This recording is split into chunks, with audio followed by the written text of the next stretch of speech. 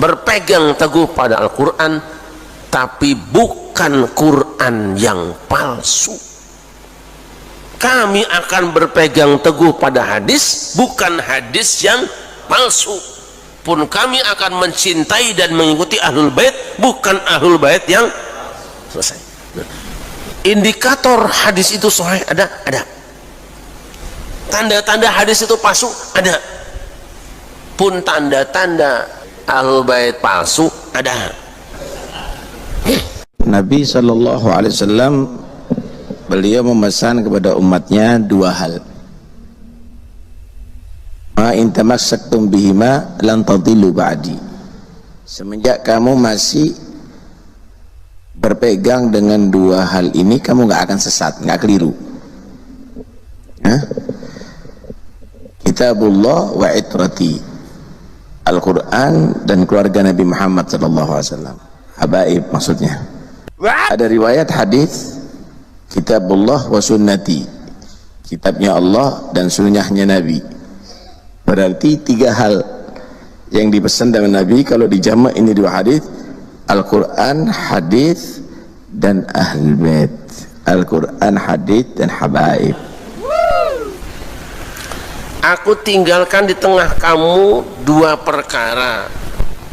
Selama kamu semua berpegang teguh kepada keduanya, maka kamu tidak akan tersesat selamanya, yaitu Kitabullah dan sunnah Rasulnya. Nah, udah selesai. Wajib berpegang teguh kepada Al-Quran dan sunnah, atau Quran dan hadis. Dua itu pegangan umat Islam garis besarnya. Belakangan, dan sebenarnya sudah lama, saya sempat menyaksikan sebuah video, ya, yang seakan-akan menafikan kewajiban berpegang teguh pada as-sunnah. Karena apa? Ada hadis yang redaksinya sama dengan yang tadi, tapi ujungnya berbeda. Taraktu fikum ma in tamassaktum bihi lan tadillu abadan, kitaballahi wa itrati ahla baiti. Aku tinggalkan di tengah kamu sesuatu yang jika kamu berpegang teguh kepadanya, kamu tidak akan tersesat selamanya, yaitu Kitabullah dan itrahku, keluargaku. Yang benar ini. Sunnah itu adalah ucapan Rasulullah, perbuatan Rasulullah, ketetapan Rasulullah, berkenaan dengan segala sesuatu dengan Rasulullah. Itu banyak laporan. Tapi kita baru akan mengamalkan sunnah jika hadis atau sunnah itu sahihah, sahih. Nah, untuk sahih ada persyaratannya. Itu laporan tentang Nabi itu jutaan jumlahnya dulu itu. Banyak sekali. Rasul bersabda, Rasul melakukan ini, Rasul melarang anu, ramai sekali. Termasuk hadis terong, siapa yang makan terong, ada itu.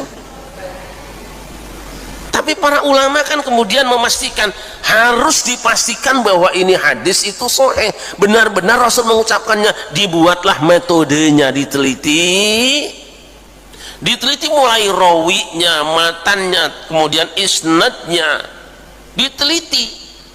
Satu hadis itu dibaca, diteliti, ditelusuri semua. Kamu dengar dari siapa? Dari Ustadz Hamdi. Terus kamu dari siapa? Dari Haji Mahali. Diteliti. Setelah diteliti orang-orangnya, adil apa tidak, sikot apa tidak, kredibel apa tidak, pinter apa tidak, cerdas apa tidak.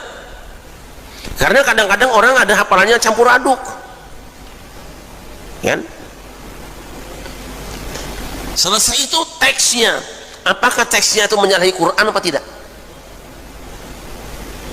Apa teksnya itu cacat apa tidak?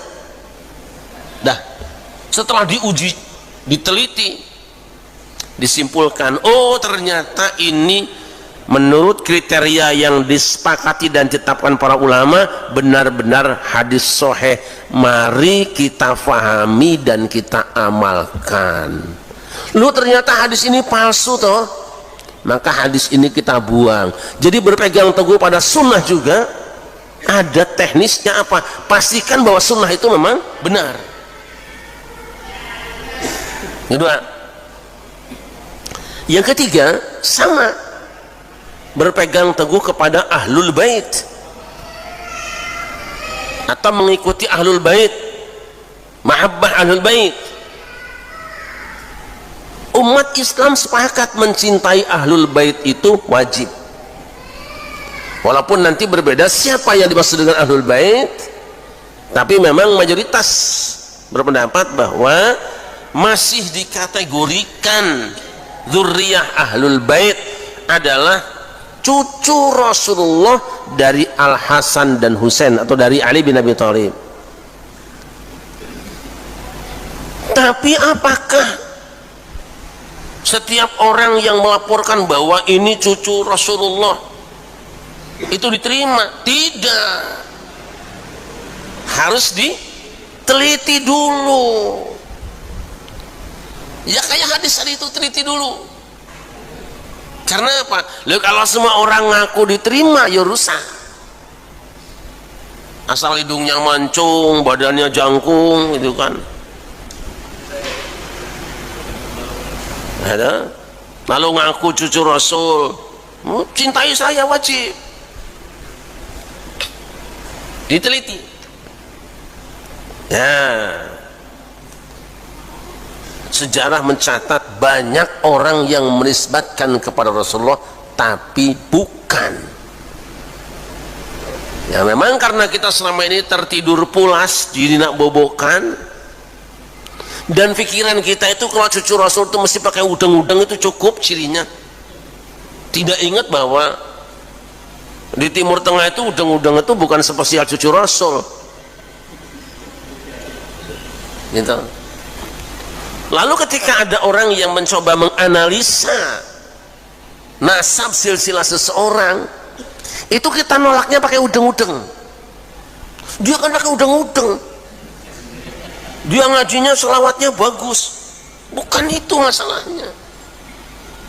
Benar kata orang, supaya kita tidak salah mencintai, Rasul perintahkan mencintai ahlul bait.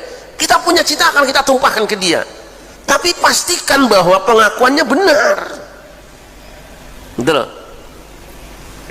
Nah terus para ulama juga mengambil kriteria, ya pastikan ketika ada pendapat bahwa ini adalah mazhab ahlul bait, kita teliti apakah benar seperti itu fikihnya ahlul bait.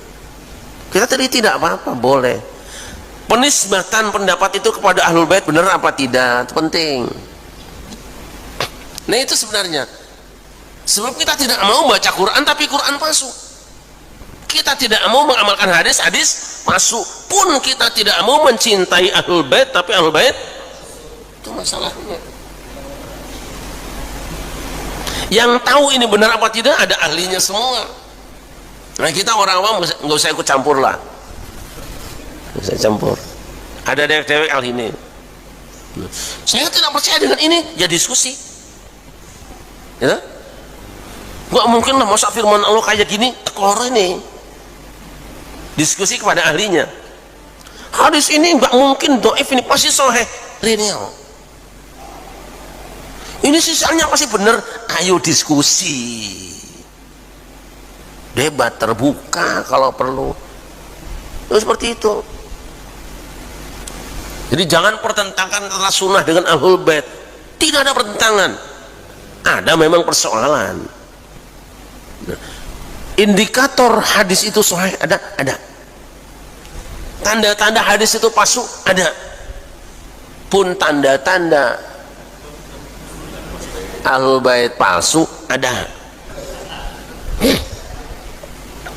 Maka para ulama mengatakan yang dimaksud dengan ahlul bait yang wajib diikuti adalah yang alimnya. Lah kalau sama yang bodoh mau ngaji apa? Mau sholat sama orang bodoh? Gitu. Yang mana? Yang baik akhlaknya dan mencontoh Rasulullah dalam kehidupannya. Wis. Ayo kita lihat Rasul pernah berdoa, Allahumma ij'al rizqa ali Muhammadin qutan. Allahumma ij'al rizqa ali Muhammadin qutan. Ya Allah, jadikanlah rezeki ali keluarga Muhammad itu hanya pas-pasan.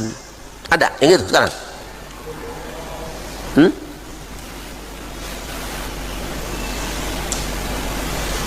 Keluarga Muhammad itu dalam doa Nabi ini doakan, ya Allah, aku mohon rezeki keluargaku itu pas-pasan saja, qutan kafafan. Kira-kira doa Rasul dijabah nggak? Jadi kalau ada yang mewah-mewah itu pas nggak dengan doa tadi? Dua, inna la tahillu lana sadaqah. Kami ahlul bait, sedekah itu tidak halal buat kami. Tidak boleh, zakat tidak boleh, sedekah tidak boleh. Jadi kalau ada orang minta sedekah itu pas nggak? Ngaku cucu Nabi. Ayo. Bagaimana pula kalau orang ngambil kotak amal? Saya kemarin dapat laporan dari seseorang, nanti aja kita angkat, videonya ada,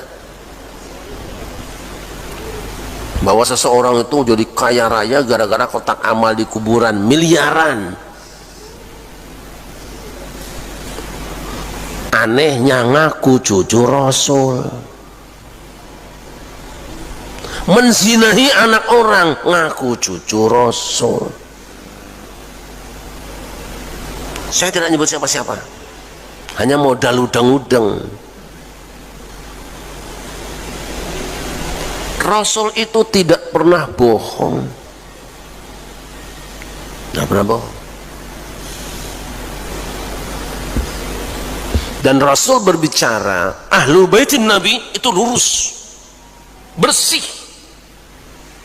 Karena kalau mau berbicara, mau berbuat, mau bertindak itu mikir malu, jangan sampai Rasul dipermalukan. Jadi saya ulangi, kami akan mengamalkan Al-Quran, berpegang teguh pada Al-Quran, tapi bukan Quran yang palsu. Kami akan berpegang teguh pada hadis, bukan hadis yang palsu. Pun kami akan mencintai dan mengikuti ahlul bait, bukan ahlul bait yang